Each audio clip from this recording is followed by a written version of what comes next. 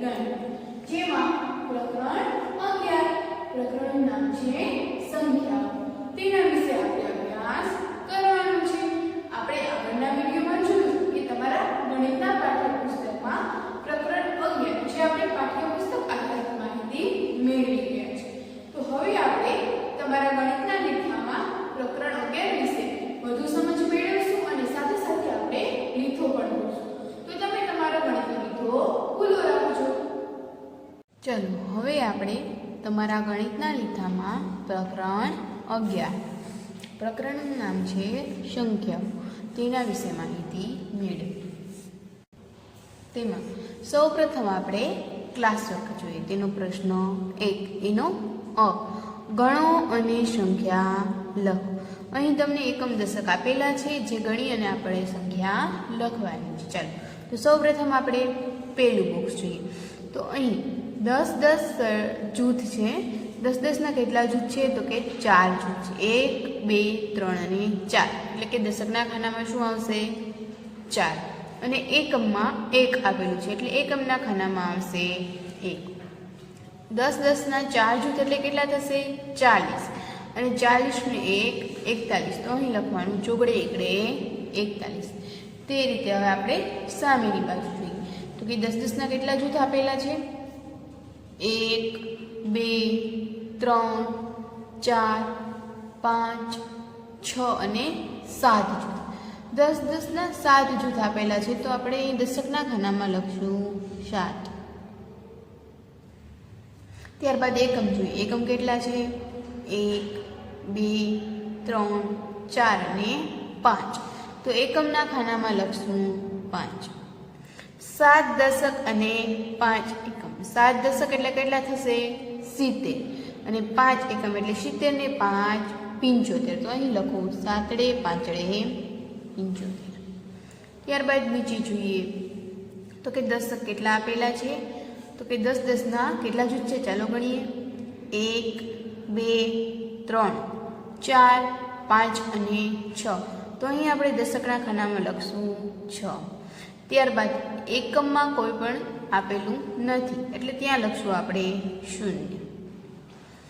દશકનો અંક છે 6 અને એકમનો અંક છે 0 એટલે થશે દશકના 6 જૂથ એટલે 60. તો અહીં લખો છગડે મીંડે 60. ત્યારબાદ સામેની બાજુ જોઈએ. તો દશકના જૂથ ગણીએ તો કે 1 2 3 4 5 અને 6. તો દશકના ખાનામાં લખીશું 6. ત્યારબાદ એકમ જોઈએ. 1 2 3 4 5 અને 6.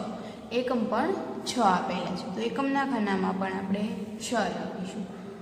એટલે 6 દશક એટલે કે 60 અને 6 એકમ એટલે 60 માં 6 ઉમેરતા થશે 66. તો લખો અહીં 2 છગડા 66. ત્યારબાદ આગળ સૂચના વાંચીએ.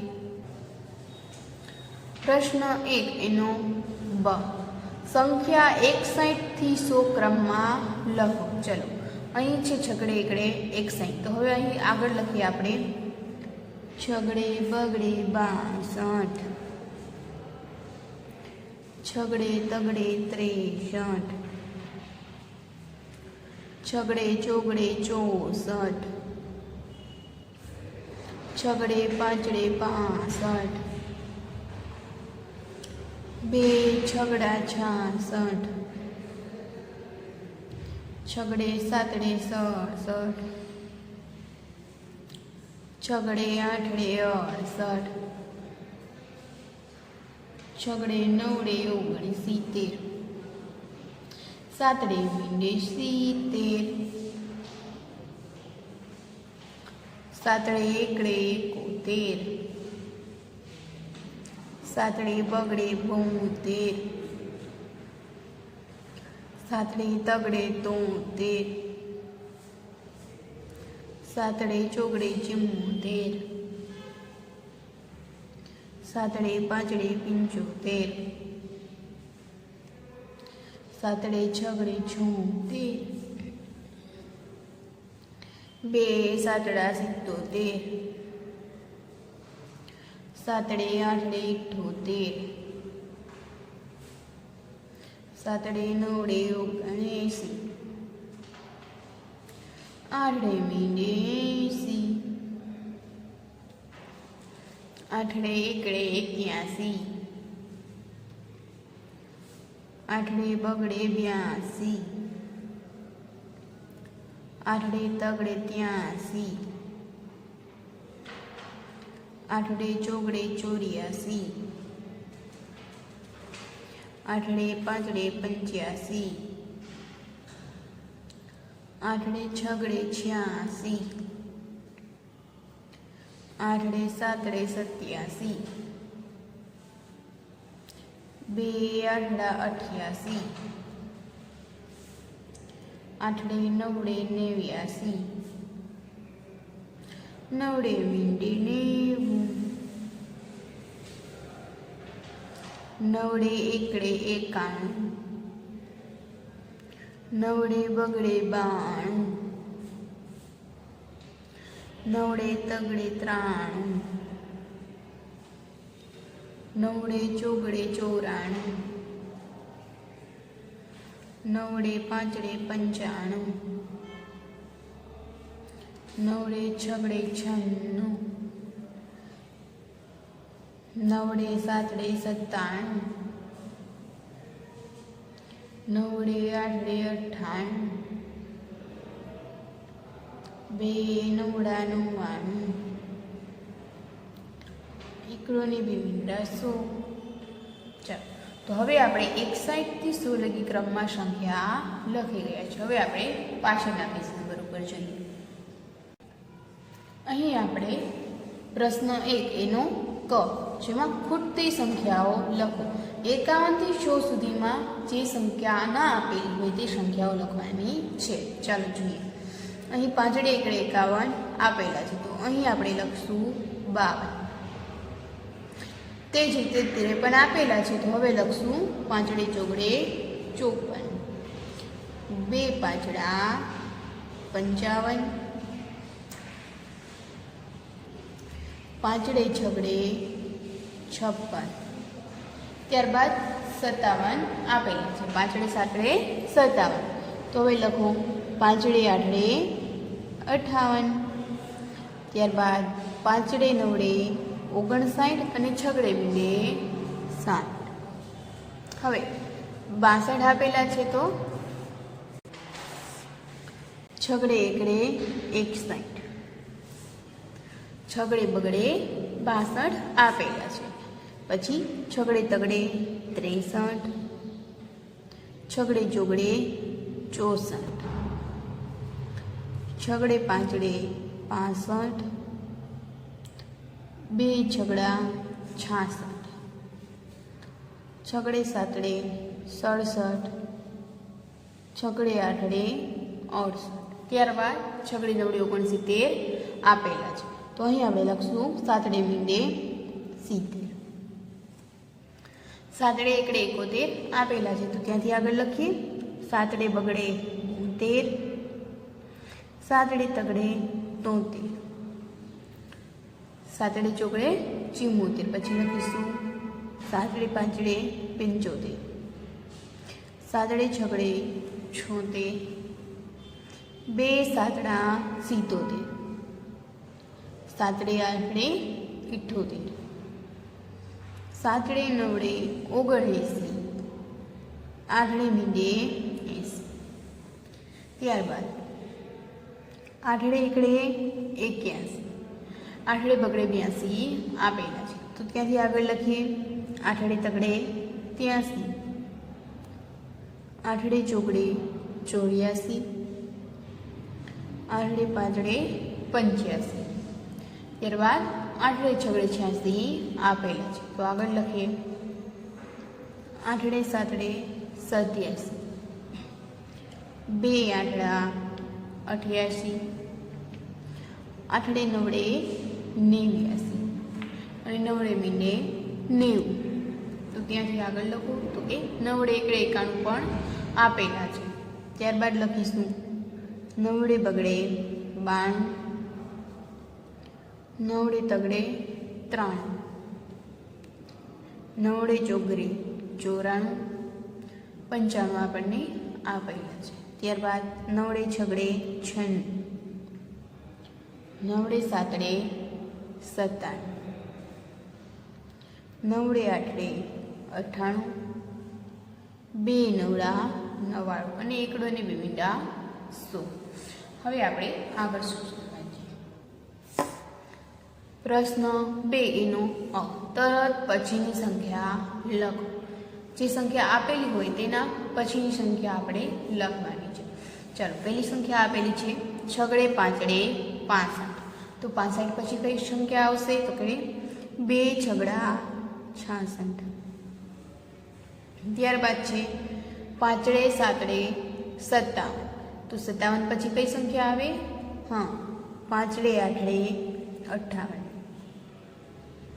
ત્યારબાદ છગડે તગડે 63. 63 પછીની સંખ્યા આવશે છગડે ચોગડે 64. છગડે સાતડે 67 આપેલી છે. તો 67 પછી કઈ સંખ્યા આવશે? હા, છગડે આઠડે 68. ત્યારબાદ બે પાંચડા 55. 55 પછી કઈ સંખ્યા આવશે? તો કે પાંચડે છગડે 56. છગડે બગડે 62. 62 પછી કઈ સંખ્યા આવશે? તો કે છગડે તગડે 63.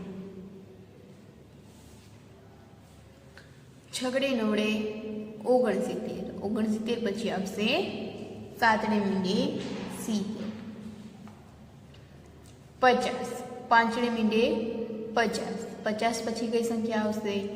તો કે પાંચડે એકડે 51.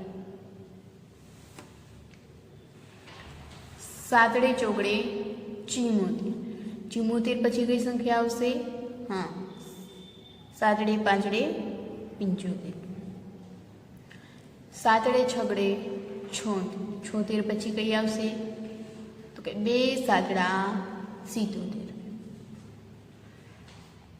પછી છે આઠડે નવડે 89. 89 પછી કઈ આવશે? તો કે નવડે મીંડે 90. સાતડે આઠડે 78. 78 પછી કઈ આવશે? તો કે 19. સાતડે નવડે 19.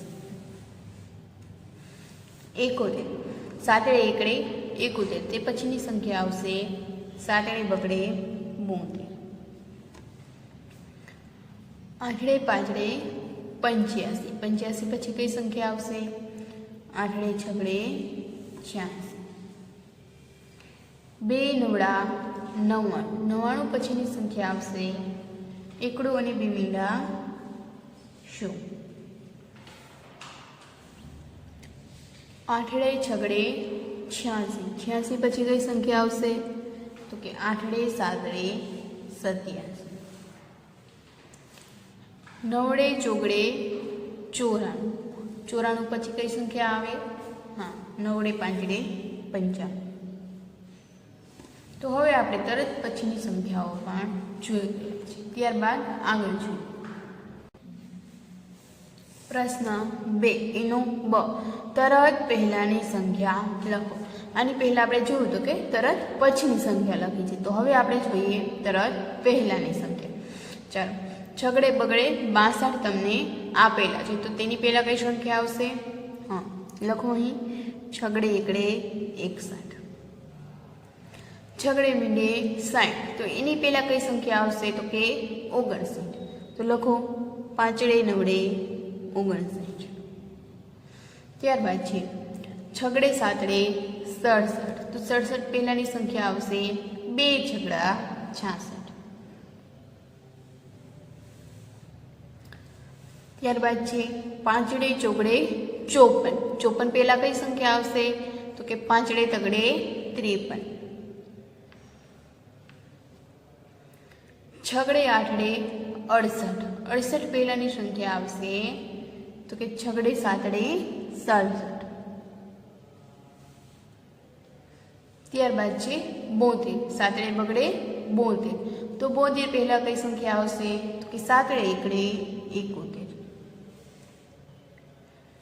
ત્યારબાદ છે 5 × 9 = 59. 59 પહેલા કઈ સંખ્યા આવશે? તો કે 5 × 8 = 58. 2 × 7 = 77. 77 પહેલા કઈ સંખ્યા આવે? હા, 7 × 6 = 76. ત્યારબાદ છે 79.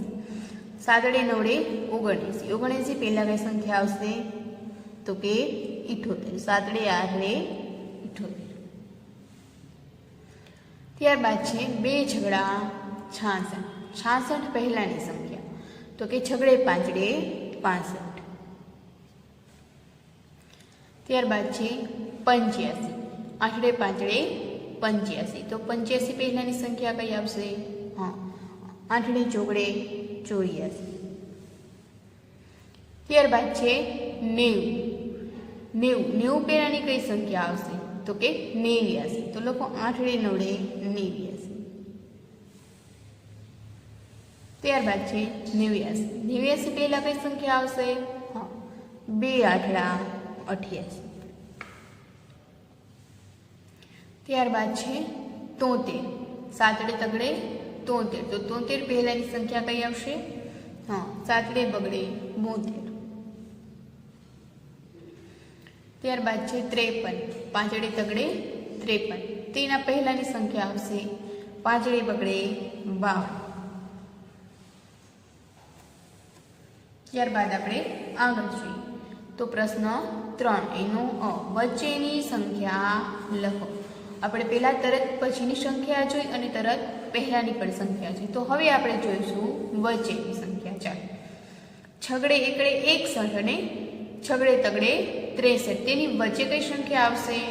61, 62 અને 63. તો આવશે 62. તો લખો અહીં 6 × 2 = 62. ત્યારબાદ 7 × 2 = 72 અને 7 × 4 = 74. તેની વચ્ચે કઈ સંખ્યા આવશે? તો કે 72, 73 અને 74. તો અહીં લખો 73. 7 × 3 = 73. ત્યારબાદ 81 અને 82 વચ્ચેની સંખ્યા કઈ આવશે? તો કે 8 × 1 = 81, 8 × 2 = 82 અને 8 × 3 = 83. તો અહીં લખો આપણે 8 × 2 = 82. ત્યારબાદ છે 6 × 4 = 64 અને 2 × 66.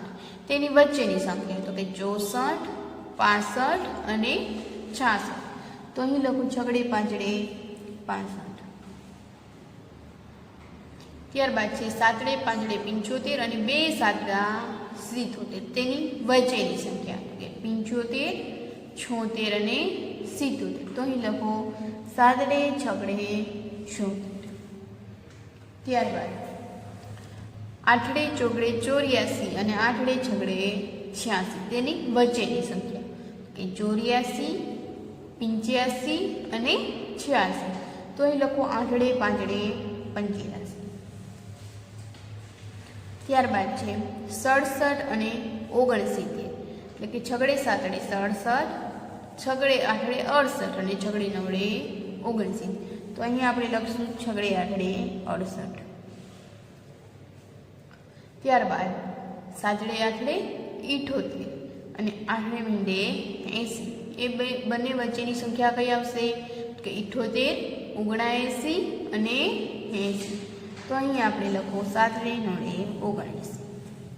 ત્યારબાદ છે 97 અને 99 વચ્ચેની સંખ્યા તો કે 9 × 7 = 97, 9 × 8 = 98 અને 2 × 9 = 99. તો અહીં આપણે લખશું 9 × 8 = 98. ચાલો, હવે આપણે વચ્ચેની સંખ્યા આપણે શીખી ગયા. ત્યારબાદ આપણે જોઈએ પ્રશ્ન 3 નો બ. પ્રશ્ન 3 તેનો બ. સૌથી મોટી સંખ્યા ઉપર વર્તુળ કરો.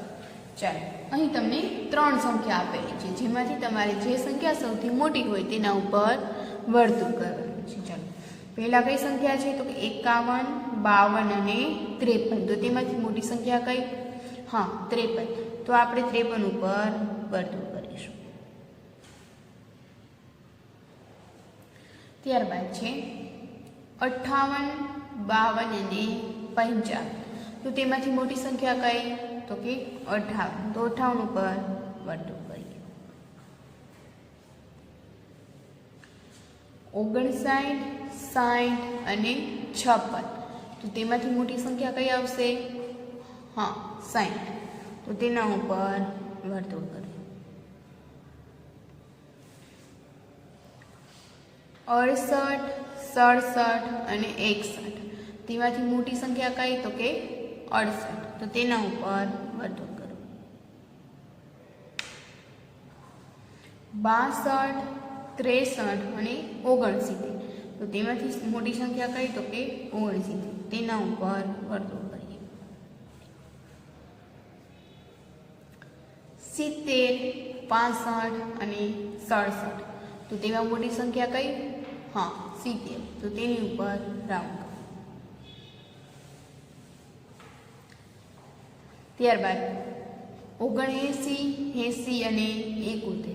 તો તેમાંથી સૌથી મોટી સંખ્યા કઈ આવશે? તો કે 80. તો તેના ઉપર આપણે વર્તુળ કરીશું.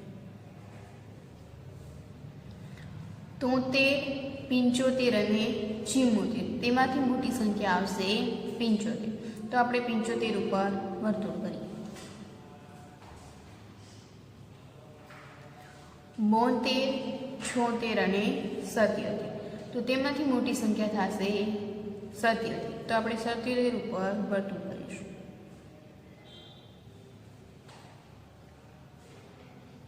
90, 82 અને 83.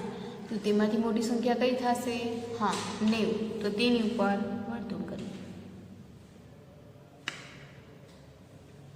85, 87 અને 88. તો તે ત્રણમાંથી મોટી સંખ્યા થશે 88. તો આપણે 88 ઉપર વર્તુળ કરીશું. 89, 81 અને 86. તેમાંથી મોટી સંખ્યા થશે 89. તો ચાલો તેની ઉપર વર્તુળ